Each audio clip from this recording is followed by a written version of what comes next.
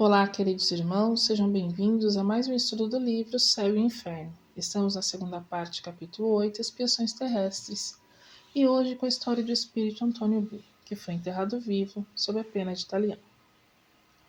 Antônio B., escritor de estimadíssimo merecimento, que exercera com distinção e integridade muitos cargos públicos na Lombardia, região da Itália, pelo ano de 1850 caiu aparentemente morto de um ataque apoplético. Como algumas vezes sucede em casos tais, a sua morte foi considerada real, concorrendo ainda mais para o engano os vestígios da decomposição assinaladas no corpo. 15 dias depois do enterro, a família pediu a exumação, pois o medalhão por acaso foi esquecido no caixão.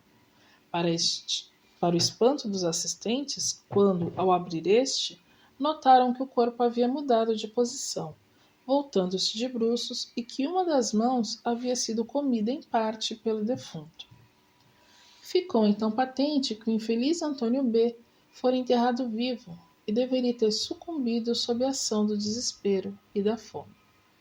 Evocado na Sociedade de Paris em agosto de 1861, a pedido de parentes, explicou. Evocação. Ele responde: Que quereis? A pedido de um vosso parente, nós vos evocamos com prazer e seremos felizes se quiseres respondermos. Sim, desejo fazê-lo. Pergunta: Lembrai-vos dos incidentes da vossa morte? Ele responde: certamente que me lembro. Mas por que avivar essa lembrança do castigo? Pergunta: Efetivamente fostes enterrado por descuido? Resposta: Assim deveria ser, visto revestir-se a morte, aparente de todos os caracteres da morte real. Eu estava quase esvaído. Não se deve, porém, imputar a ninguém um acontecimento que me estava predestinado desde que nasci. Pergunta: Incomoda-vos essas perguntas? Será mister lhe demos fim? Ele responde: Não, podeis continuar. Por que deixastes a reputação de um homem de bem? Esperamos fosseis feliz. Ele responde: Eu vos agradeço, pois sei que haveis de interceder por mim. Se eu não puder responder, falou-á um dos vossos guias por mim. Pergunta: Podeis descrever-nos as vossas sensações daquele momento? Ele responde: Que dolorosa provação sentir-me encerrado entre quatro tábuas, tolhido, absolutamente tolhido. Gritar, impossível. A voz, por falta de ar, não tinha eco. Que tortura do infeliz que em vão se esforça para respirar num ambiente limitado. Eu era qual condenado à boca de um forno, abstração feita do calor. A ninguém desejo um fim rematado por semelhantes torturas. Cruel punição de uma cruel e feroz existência. Não saberia dizer no que então pensava, apenas revendo o passado, vagamente entrevia o futuro. Pergunta: Dissestes, cruel punição de uma feroz existência. Como se pode conciliar esta afirmativa com a vossa reputação ilibada?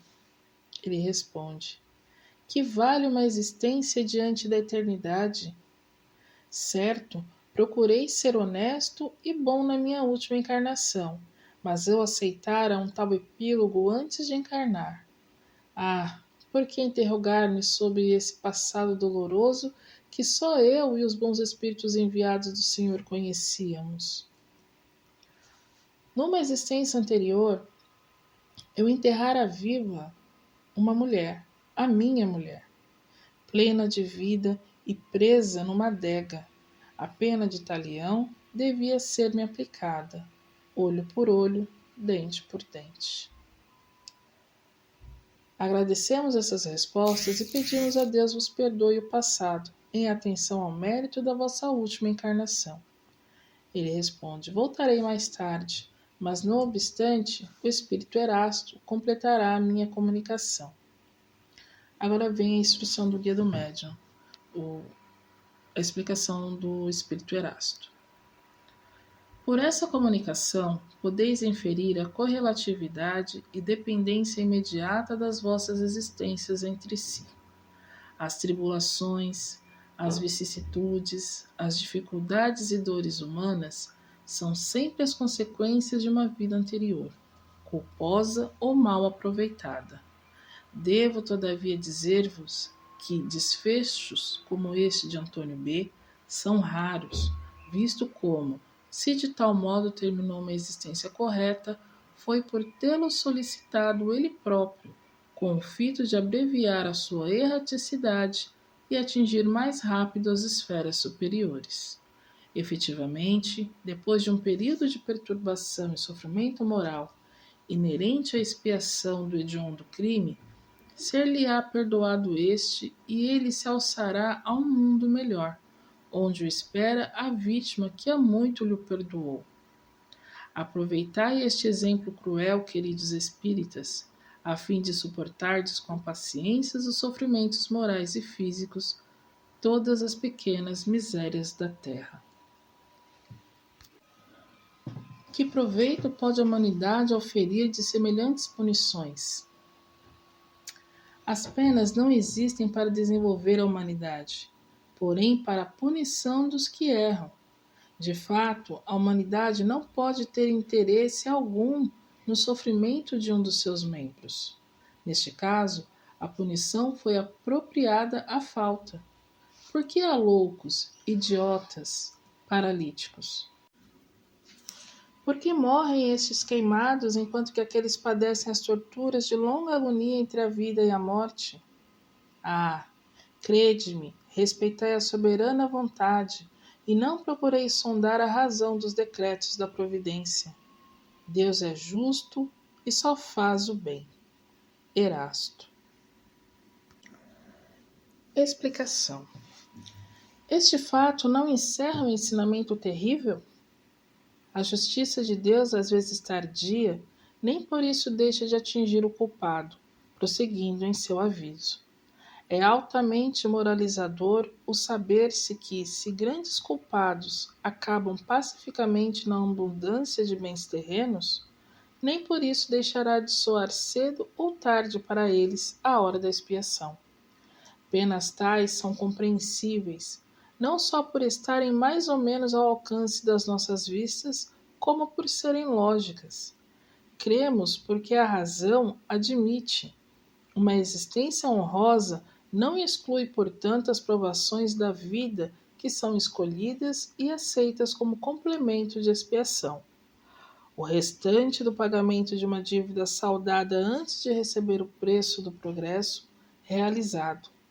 Considerando quanto nos séculos passados eram frequentes, mesmo nas classes mais elevadas e esclarecidas, os atos de barbaria que hoje repugnam. Quantos assassínios cometidos nesses tempos de menosprezo pela vida de outrem, esmagado fraco pelos poderosos sem escrúpulo. Então, compreenderemos que muitos dos nossos contemporâneos têm de expungir máculas passadas, e tão pouco nos admiraremos do número considerável de pessoas que sucumbem vitimadas por acidentes isolados ou por catástrofes coletivas. O despotismo, o fanatismo, a ignorância e os prejuízos da Idade Média e dos séculos que se seguiram legaram às gerações futuras uma dívida enorme, que ainda não está saldada.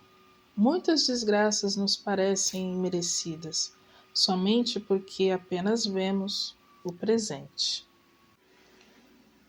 Meus irmãos, uma coisa é muito clara e devemos ter consciência. O plantar é livre, mas a colheita é obrigatória. Mesmo tendo uma boa conduta nessa existência, isso não nos libera das dívidas que contraímos no passado.